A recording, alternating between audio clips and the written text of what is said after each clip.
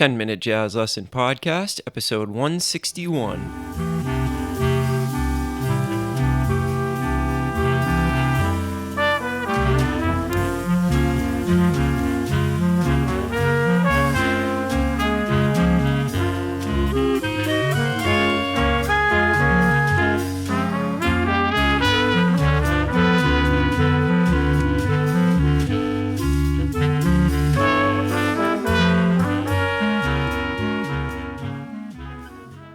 Hey everybody, welcome back to episode 161 of the 10-Minute Jazz Lesson Podcast. Hope you are all doing very, very well out there. Thank you for tuning in once again. If you're new to the show, my name is Nick Manella. I'm the creator and host of the show.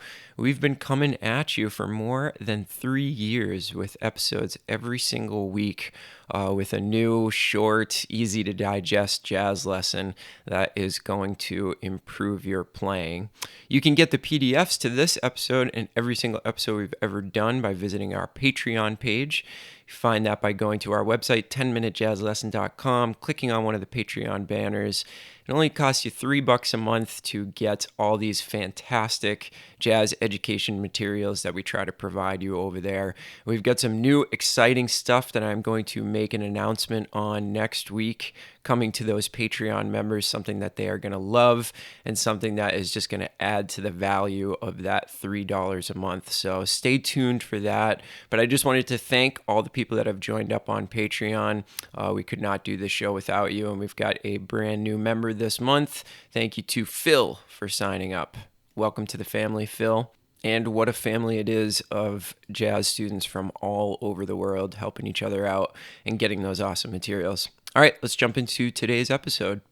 So this episode is obviously a part 2 from last week's episode, and I truly think that the last one that we presented to you is one of the most important things for jazz musicians at any level, is to limit the number of notes that you can play, be able to make a clear statement with less material, and then go ahead and slowly add in more material after that. So what we're going to do in kind of a natural continuation of what we talked about last week is dealing with much more complicated chord progressions, but keeping our choices limited to just a couple of notes. And I think this is one of the biggest challenges for any jazz musician, is dealing with these chord changes that come at you really, really quickly. There's a ton of information that you have to synthesize in a very short period of time, and it just ends up sounding like a jumbled mess, and we don't know how to make it sound any different. So I have a couple of example chord progressions. The first one is the chord progression in bars 2, 3, and 4 from Confirmation, and we're going to talk about how to really simplify that both with notes and changes.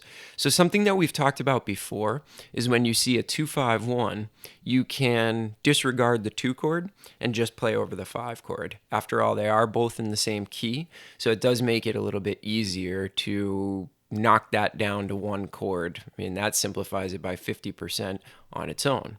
But remember, we were also talking about these 1, 2, 3, 5 things, right? And the 1, 3, 4, 5 concept. So we're going to kind of combine removing 1 chord from the measure and using only 4 notes over the chord that still exists into something that I think is going to make life a lot easier for you.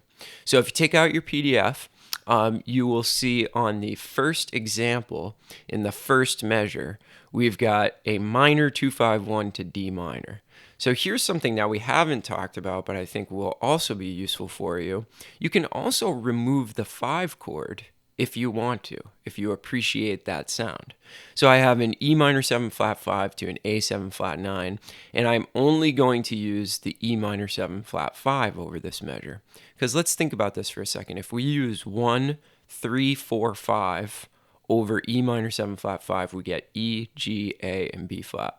Now think about what those notes are over A 7 flat 9. It's 5, 7, 1, flat 9. So those are also really great notes to use over the A7 flat 9 chord. So in that measure, I'm just using a little line that I wrote using 1, 3, and 4, and 5 over E minor 7 flat 5. Now, if you move on to the next measure, we have a 2-5 in the key of C, so D minor 7 to G7. So there I'm going to use the 5 chord. right? So I'm going to use 1, 2, 3, 5 in G7. So I'm going to use G, A, B, and D. In the next measure, I have a 2, 5 in B flat, and there I'm going to use the 5 chord as well. So I'm only going to use F7, 1, 2, 3, 5, F, G, A, C. Then in the next measure, we finally resolve to a B flat major 7, and I'm using 1, 2, 3, 5 there as well. So what I've done is I've simplified this in 2 different ways. I've removed one chord from the measure to make it easier in the first place. And then the second thing I've done is over that chord that's left, I've limited my notes to 1, 2, 3, 5 or 1, 3, 4, 5. All right. So there is 2 ways of making a very, very complicated, difficult thing to do a lot easier. Let me play that example for you. And I think what you'll find is that I did not sacrifice playing an interesting line to simplify it. And that's the beauty of this.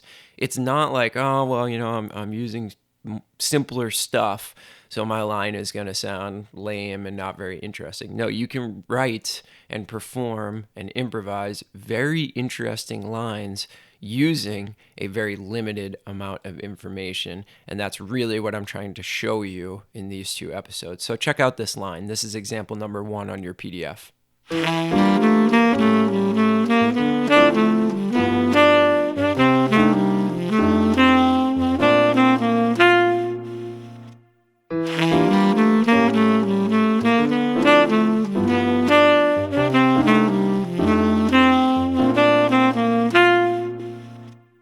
So it's a nice line. Nothing gets subtracted from it because of the limitations we're placing on ourselves. And it's very clear. So again, over the first chord, I used just the 2 chord. Over the second, I used the 5. And over the third, I used the 5. And then when it resolves, obviously, I just use the 1 chord. So the next progression that we're going to look at is one that's typical in a lot of like bird tunes and some of the harder bebop tunes, which is a series of chromatically descending 2/5 chords. So we see this a lot in, let's say, Blues for Alice, right? Or Joy Spring. There's some of these progressions. And these could be some of the hardest because, in that last progression that we used, it's kind of a natural like 2/5-1.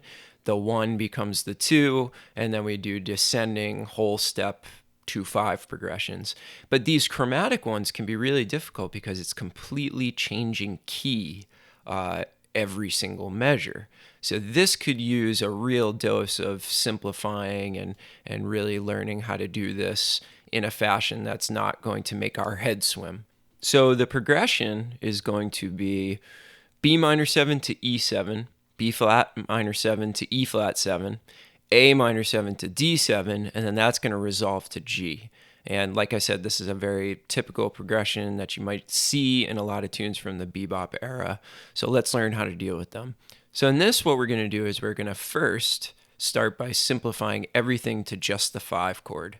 So in our minds, now when we're looking at those changes that I just mentioned, all we're really going to be thinking about is E7 to E flat 7 to D7 to G major. And we're only going to use 1, 2, 3, 5 on each one of those chords. So we've just turned this crazy amount of information into a more manageable way of thinking and playing over stuff. So if you look at the first measure, I'm playing over E7, just using 1, 2, 3, 5, and I actually don't use 5 in that measure at all, so I'm simplifying even further. Second measure, E flat 7, 1, 2, 3, 5, nice little pattern. Third measure, 1, 2, 3, 5, and D7. And there I've used every single note. I've also done some stuff with repeated notes. And the fourth measure, being a very, very simple pattern over 1, 2, 3, 5. So let's check out what example number 2 sounds like.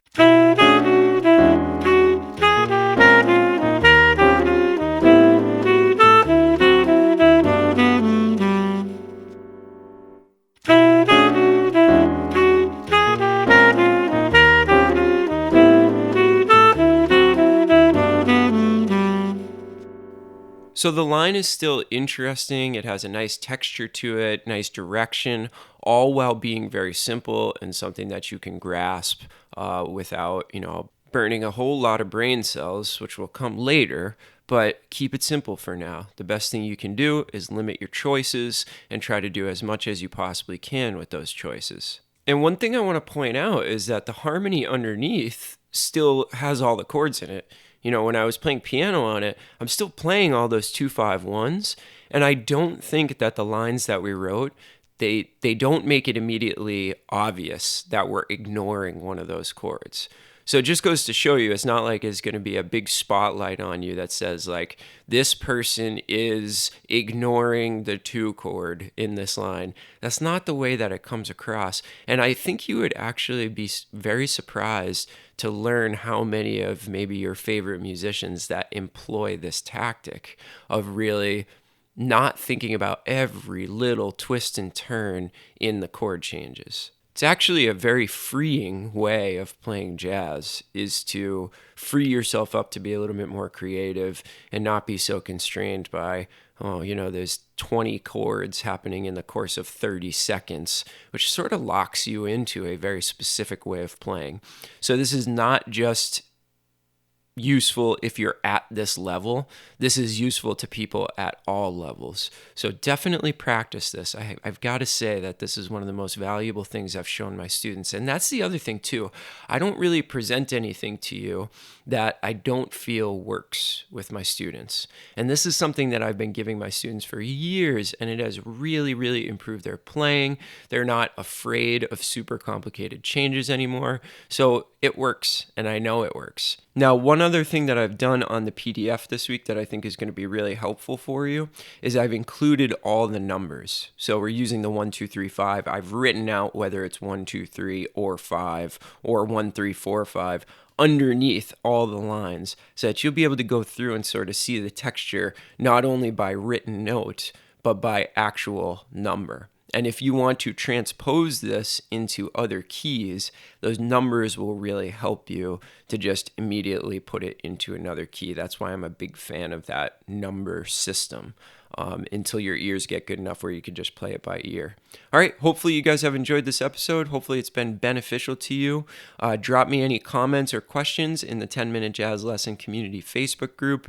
And remember to get your hands on the PDF by pledging $3 a month to the podcast by visiting our Patreon page. Thank you to all the patrons out there that have been sticking with us for a long time. We've got over 220 patrons over on Patreon page benefiting from getting all these extras with every episode. All right, guys, we will talk to you soon. Have a great weekend, and we'll see you next week with some brand new episodes. Have a good one. Bye.